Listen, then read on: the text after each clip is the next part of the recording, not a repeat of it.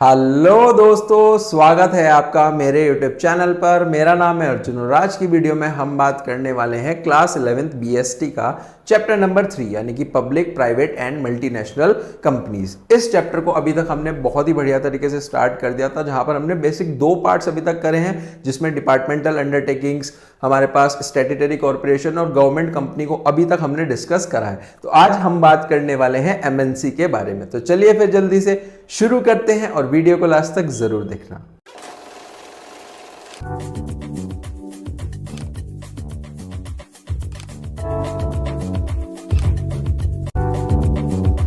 तो चलो बेटा स्टार्ट करते हैं। देखो अभी तक हमने इस चैप्टर में जो चीजें डिस्कस करी हैं वो है डिपार्टमेंटल अंडरटेकिंग, हमारे पास स्टैट्यूटरी कॉर्पोरेशन हो गया, गवर्नमेंट कंपनी हो गया। 3 टॉपिक थे जो कि अभी तक हमने डिस्कस करे हैं। आज की वीडियो में जो हम टॉपिक करने वाले हैं वो मेनली है हमारा MNC, क्या है, मल्टीनेशनल कंपनी। उससे पहले एक छोटा सा टॉपिक और है कि changing role of public sector की पब्लिक सेक्टर ने क्या क्या बेटा मेजर चेंजेस करे थे, क्या क्या चेंजेस आए हैं। तो सबसे पहले उसमें हमारे पास गिवन है डेवलपमेंट ऑफ इंफ्रास्ट्रक्चर। इंफ्रास्ट्रक्चर समझते हो क्या होता है इंफ्रास्ट्रक्चर? इंफ्रास्ट्रक्चर का मतलब होता है हमारे पास ट्रांसपोर्टेशन, हमारे पास कम्युनिकेशन, फ्यूल, ये सब जो चीजें थी ये प्राइवेट सेक्टर के हाथ में नहीं थी, है ना। प्राइवेट सेक्टर के रीच से बहुत ज्यादा दूर थी। तो जो पब्लिक सेक्टर है वहीं से फंड्स हमारे पास इस चीज के लिए अरेंज हुआ था, है ना।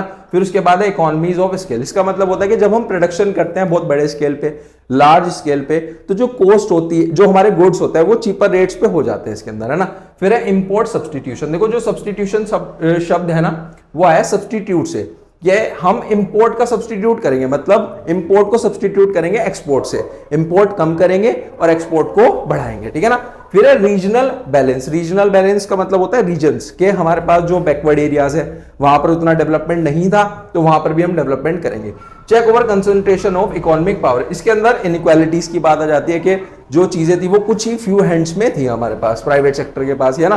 फिर एक गवर्नमेंट पॉलिसीज टुवर्ड द, कुछ गवर्नमेंट पॉलिसीज लगाई गई, है ना। तो ये हमारे पॉइंट्स थे जो शॉर्ट में मैंने आपको बता दिया है। अब डिटेल में इनको एक एक करके पढ़ने वाले हैं। देखो सबसे पहले क्या लिखा हुआ है changing role of public sector में, डेवलपमेंट ऑफ इंफ्रास्ट्रक्चर। अभी अभी आपको बताया इंफ्रास्ट्रक्चर का मतलब क्या होता है, ट्रांसपोर्टेशन हो गया, कम्युनिकेशन हो गया और फ्यूल हो गया, है ना। ये सब हैवी इन्वेस्टमेंट होते हैं। क्या होते हैं? हैवी इन्वेस्टमेंट्स होते हैं जो कि प्राइवेट सेक्टर अनेबल है, मतलब अनविलिंग है इनमें इन्वेस्ट करने के लिए, है ना। ये इसके अंदर लिखा हुआ है। फिर उसके बाद लिखा हुआ है कि गवर्नमेंट यानी कि पब्लिक सेक्टर के पास फंड्स थे जिन्होंने इसमें डेवलपमेंट इंफ्रास्ट्रक्चर फैसिलिटीज करा है, ठीक है ना। समझ में आ गया पहला पॉइंट। उसके बाद है इकोनॉमीज ऑफ स्केल। इसमें सिंपल सी यही चीज है कि जब हम प्रोडक्शन करते हैं, एक सिंपल सा प्रिंसिपल है, वो क्या कहता है कि जब हम प्रोड्यूस करते हैं, सामान को बनाते हैं लार्ज स्केल पे, बड़े स्केल पे, है ना, बहुत ज्यादा प्रोडक्शन करते हैं, वी में गेट, हमें क्या मिलता है, जो गुड्स है वो चीपर रेट पे मिल जाता है। कैसे मिल जाता है? चीपर रेट पर मिल जाता है। To achieve the benefits of the same large scale industries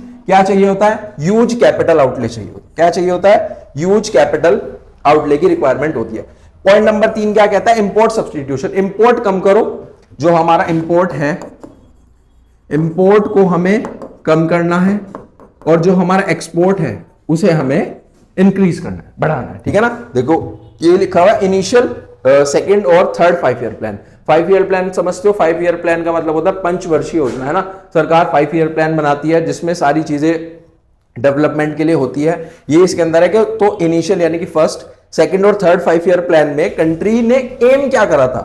self reliant. Self reliant का मतलब क्या है कि अपने सामान का, अपने प्रोडक्शन का ही हम यूज करेंगे और उसको ही एक्सपोर्ट करने वाले, है ना। तो लिखा हुआ पब्लिक सेक्टर कंपनीज, जैसे कि हमारे पास कुछ कंपनीज थी, STC, भेल, है ना, HL, ये सारी कंपनीज थी। इन्होंने स्ट्रॉन्ग बेस प्रोवाइड करा, किस चीज के लिए प्रोवाइड करा? इंपोर्ट सब्सटीट्यूशन के लिए, और एक्सपोर्ट को बढ़ाया, ठीक है ना। कंट्री में एक्सपोर्ट को बढ़ाया गया। समझ में आ गया 3 पॉइंट्स? चलो जी फटाफट से चलते हैं 4th पॉइंट पे, रीजनल बैलेंस। रीजनल का मतलब होता है रीजन से। रीजन जैसे कि हमारे पास रूरल हो गया, है ना, और अर्बन रीजन्स हो गए, बैकवर्ड हो गए हमारे पास रीजन्स, तो वहां पे डेवलपमेंट नहीं था, वहां पर भी डेवलपमेंट करने की कोशिश करेंगे। देखो ड्यूरिंग द प्री इंडिपेंडेंस, आजादी से पहले इंडस्ट्रियल प्रोग्रेस कहां पर था? Few areas. एरिया आ गया ना। रीजन्स का मतलब क्या होता है? एरिया वाइज हम देखने वाले हैं। To ensure the regional balance, balance बनाने के लिए जो पब्लिक सेक्टर एंटरप्राइजेस थी वो कहां पर भी लगाई गई? वो लगाई गई बैकवर्ड एरियाज में, ठीक है ना। जो हमारे पास मतलब जो पिछड़े इलाके थे, ग्रामीण इलाके थे, वहां पर भी डेवलपमेंट करा गया। To increase the rate of the economic growth and employment opportunity. क्यों? ताकि जो इकोनॉमिक ग्रोथ है वो बढ़े। अब फैक्ट्रीज लगेंगी या इंडस्ट्रीज लगेंगी तो एम्प्लॉयमेंट तो बढ़ेगा ना, लोगों को रोजगार मिलेगा। Fifth point, check over concentration of economic power. इसके अंदर आ जाता है कि जो मतलब हमारी वेल्थ थी, है ना, वो फ्यू हैंड्स में ही थी। यानी कि आप बोल सकते हो इस पॉइंट को आप कनेक्ट कर सकते हो इनइक्वालिटीज से। किससे? इनइक्वालिटीज। जहां पर इकोनॉमिक इनइक्वालिटी थी which are determined for any society. तो उसमें क्या करा गया? बेसिक रोल क्या था पब्लिक सेक्टर एंटरप्राइजेस का? वाज टू चेक करा गया कंसंट्रेशन इकोनॉमिक पावर को, और मोनोपोली, जिनकी मोनोपोली थी ना प्राइवेट सेक्टर वालों की, तो यहां पर चेक करा गया। फिर चेक करने के बाद नेक्स्ट क्या आ जाता है? कुछ पॉलिसीज। अब गवर्नमेंट ने चेक तो कर लिया, पॉलिसीज भी तो लगानी पड़ेगी ना। तो पॉलिसी क्या लगाई? Toward the public sector since 1991 में, याद रखना 1991 में लगाया गया। क्या मतलब क्या लगाया गया? वो ये था कि एरियाज ऑफ एक्टिविटीज को डिफाइन कर दिया गया। एरियाज ऑफ एक्टिविटीज किन दोनों में? हमारे पास प्राइवेट में और पब्लिक में, है ना। सबका जो काम करने का एरिया था वो डिफाइन कर दिया गया। इस रेजोल्यूशन से क्या हुआ?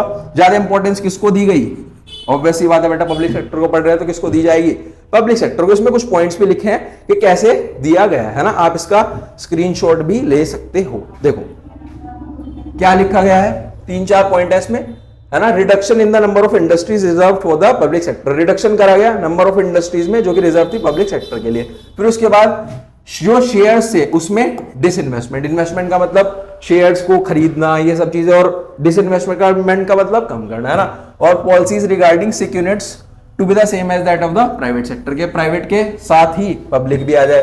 फिर मेमोरेंडम ऑफ अंडरस्टैंडिंग करा गया। ये सब चीजें थी इसके अंदर, है ना। कोई भी 2-3 पॉइंट आप अपने अकॉर्डिंग कर सकते हो कि रिडक्शन करा गया नंबर ऑफ इंडस्ट्रीज में जो रिजर्व थी पब्लिक सेक्टर के लिए, डिसइन्वेस्टमेंट करा गया, और तीसरा पढ़ लो पॉलिसी रिगार्डिंग किस चीज के लिए थी? प्राइवेट सेक्टर के सेम आ जाए, है ना।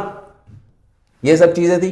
फिर उसके बाद आ जाता है बेटा बहुत इंपॉर्टेंट टॉपिक, 3-4 स्टार मार्क कर रहा हूं पेपर के लिए, बहुत इंपॉर्टेंट है, MNC, multinational company. Multinational company वो कंपनी होती है बेटा जिसकी जो ब्रांचेस होती है ना वो काफी सारी कंट्रीज में होती है ना, और जितनी भी सब ब्रांचेस है वो कहां से चलती हैं, कंट्रोल होती है, वो सब होती है जो उनकी होम कंट्री होती है। होम कंट्री का मतलब मान लो अगर इंडिया की कोई कंपनी है, अब उसकी जो ब्रांचेस है वो सारी और अदर कंट्रीज में, तो इंडिया क्या कहलाएगी? इंडिया कहलाएगी उसकी होम कंट्री, है ना।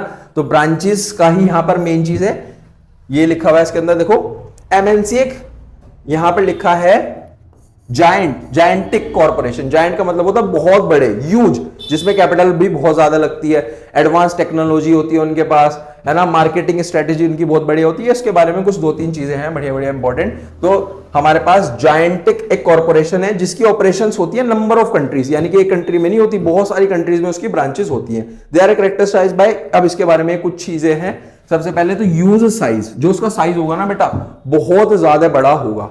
Large number of products, obvious सी बात है, अब अगर मल्टीनेशनल कंपनी है ना, सब कंट्रीज में डील कर रही है तो प्रोडक्ट्स तो ज्यादा ही होंगे, बहुत सारे प्रोडक्ट्स होते हैं। टेक्नोलॉजी बहुत ज्यादा एडवांस होती है। मार्केटिंग स्ट्रेटेजी यानी कि एडवर्टाइजिंग, सेल्स, प्रमोशन, ये सब उनका बहुत बढ़िया होता है। And network of operations all over the world, यानी कि पूरी दुनिया में, है ना, पूरी दुनिया में ही उनका रहता है, ठीक है ना, नेटवर्क्स रहते हैं। अब यहां से मेन चीज समझ लो, global enterprises huge industrial organisations होती हैं जो अपनी एक्सटेंड करती है इंडस्ट्रियल और marketing operations through a network of their branches, है ना। बहुत सारी कंट्री में ब्रांचेस होती है, ये इस पॉइंट के अंदर लिखा हुआ है। फिर उसके बाद एक चीज होती है बेटा मोफा, है ना। मोफा का जो फुल फॉर्म है वो क्या है? मेजोरिटी ओन्ड फॉरेन एफिलिएट्स, ठीक है ना, मेजोरिटी ओन्ड फॉरेन एफिलिएट्स, ये इसकी फुल फॉर्म है। अगर लिख कर के आओगे तो अच्छे नंबर मिलने वाले हैं कि एंटरप्राइजेज जो है ना सेवरल एरियाज ऑफ प्रोड्यूसिंग, मतलब मल्टीपल प्रोडक्ट्स में होता है, ये इसके अंदर आ जाता है।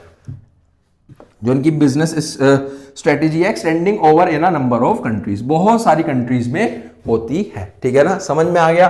फिर इसके बाद बेटा इसके कुछ फीचर्स आ जाते हैं। देखो जो सब चीजें हमने वहां पे पढ़ी वो इसके फीचर्स बन जाते हैं, उसी को आपको एक्सप्लेन करना है। हेडिंग बहुत अच्छे से समझ लो।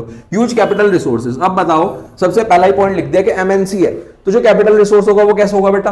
बहुत ज्यादा होगा, है ना, क्योंकि मल्टी प्रोडक्ट्स में डील कर रहा है तो कैपिटल भी तो ज्यादा ही चाहिए उनको। फिर ये एंटरप्राइजेस का यूज फाइनेंशियल रिसोर्सेज होता है और ability to raise funds from the different sources. और ये जो पैसे का जो हमारे पास बोल सकते हो जो फंड्स को रेज करती है वो कैसे करती है? बहुत अलग अलग सोर्सेज से कर सकते हैं। क्या क्या सोर्सेज होते हैं यहाँ पर लिखे हुए हैं, देखो, फाइनेंशियल इंस्टीट्यूशंस हो सकते हैं, इंटरनेशनल बैंक्स हो सकते हैं, वो सब हो सकते हैं, है ना।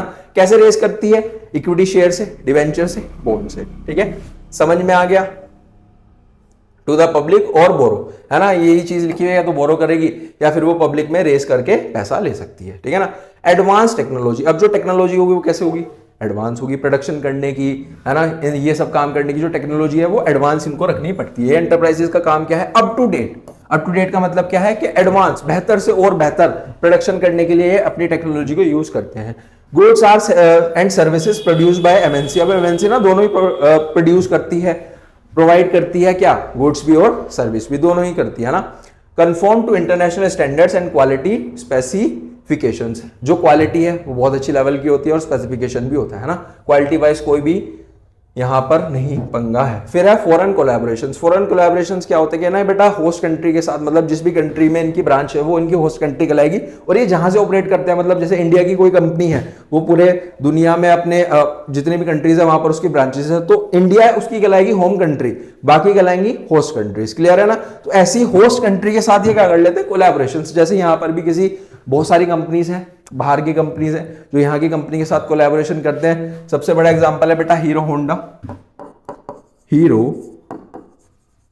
होंडा, हीरो यहाँ की है, होंडा बाहर की है ना। मारुति सुजुकी, मारुति यहीं से है, सुजुकी बाहर से है। तो ये कोलैबोरेशंस बहुत सारे बढ़िया बढ़िया कोलैबोरेशंस अब तक देखने के लिए मिले हैं। तो इसके अंदर लिखा है कि होस्ट कंट्री के साथ क्या कर लेते हैं? कोलैबोरेशंस कर लेते हैं। जो एग्रीमेंट होता है may be in the respect of the sale of the technology, या तो वे ऐसे करते हैं कि हमारी टेक्नोलॉजी ले लो और इस टेक्नोलॉजी के अकॉर्डिंग आप अपना सामान बनाओ, सामान बनाकर बेचो और जो प्रॉफिट है उसको शेयर कर लेंगे। इस तरीके से चीजें होती हैं। प्रोडक्शन ऑफ गुड्स और रिसोर्सेज, ब्रांड नेम यूज कर सकते हो आप उनका, है ना। प्रोडक्शन ऑफ गुड्स कर सकते हो, रिसोर्सेज को यूज कर सकते हो, ये सब चीजें इसके अंदर होती है। 3 पॉइंट समझ में आ गए बहुत बढ़िया तरीके से। आगे चलें, आगे चलते हैं। 3 पॉइंट हो रहा है मार्केटिंग स्ट्रेटेजी। मार्केटिंग स्ट्रेटेजी में आ जाता है बेटा एडवर्टाइजमेंट, है ना। एडवर्टाइजमेंट बहुत कमाल तरीके से करते हैं। सेल्स प्रमोशन बहुत कमाल तरीके से करते हैं। अब एमएनसी है, पैसा भी है तो करेंगे तभी तो माल बिकेगा। Marketing strategy of global companies, यानी कि एमएनसी जो कंपनीज है इनकी बहुत ज्यादा इफेक्टिव होती है बाकी कंपनीज के कंपैरिजन में। पहले पॉइंट में ये लिखा हुआ है कि और कंपनीज के कंपैरिजन में काफी ज्यादा इफेक्टिव होती है। दे यूज एग्रेसिव मार्केटिंग स्ट्रेटेजी, जैसे एडवर्टाइजमेंट बहुत बढ़िया यूज करते हैं, सेल्स प्रमोशन टेक्निक बहुत अच्छी यूज करते हैं ताकि जो सेल है ना वो बढ़ सके जल्दी से जल्दी, शॉर्ट पीरियड में, है ना। जैसे ही सामान आया है मार्केट में, जैसे कोई नया प्रोडक्ट लॉन्च करा वो एकदम बिक गया क्योंकि मार्केटिंग बहुत बढ़िया थी। प्रोडक्ट इनोवेशन, प्रोडक्ट इनोवेशन का मतलब क्या है कि इनकी ना R&D एक प्रॉपर अलग डिपार्टमेंट होता है। R&D का मतलब होता है रिसर्च एंड डेवलपमेंट। क्या होता है? रिसर्च एंड डेवलपमेंट डिपार्टमेंट होता है जो यही काम करता है। प्रॉपर टीम्स होती है, वो क्या काम करती है?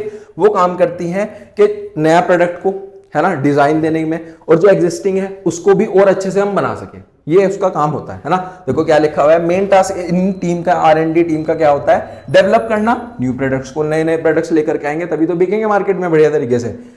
डिजाइन एग्जिस्टिंग प्रोडक्ट्स, और एग्जिस्टिंग जो अभी है ना, नए का मतलब जो नए बनाने वाले हैं, न्यू का मतलब जो नए बनाने वाले हैं, एग्जिस्टिंग का मतलब जो अभी हैं उनको भी नई शेप देना, है ना, ताकि वो ज्यादा अट्रैक्टिव हो और उनकी डिमांड भी बढ़े, है ना। ये इसके अंदर आ जाता है।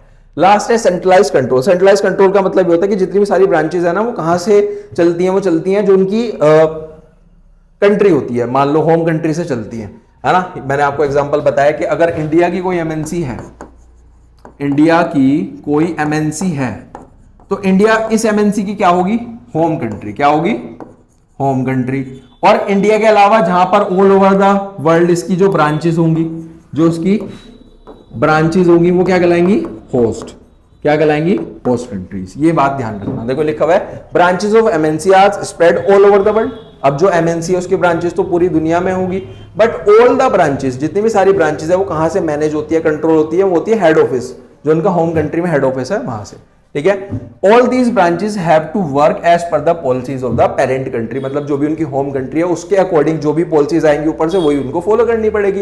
होस्ट कंट्रीज में अ कॉमन सिस्टम रहता है काम करने के, कॉमन सिस्टम ही रहेगा, उसके अकॉर्डिंग सबको काम करना पड़ेगा।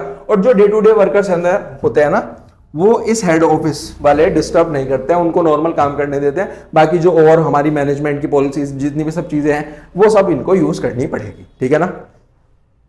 तो यही हो जाता है हमारा इसका थर्ड पार्ट।